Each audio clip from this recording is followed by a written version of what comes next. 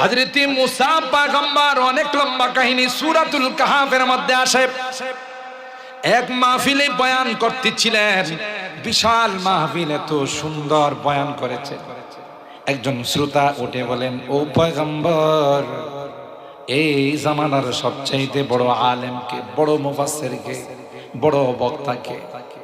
হযরত মুসা পয়গম্বর বলেছিলেন, আনা, হ্যাঁ আমি। জবাবটা 100% 100% সঠিক ছিল। কারণ যারা পয়গম্বর হয়, যারা নবী হয়, তাদের চাইতে বড় জ্ঞানী জামানার কেউ হতে পারে না। কিন্তু জবাবটা আল্লাহর কাছে পছন্দ হয় নাই। আল্লাহ বলেন, এইভাবে কেন বললাম? আমি তোমার চাইতেও তো বড় কোনো জ্ঞানী থাকতে পারে। আল্লাহু আকবার বলেন।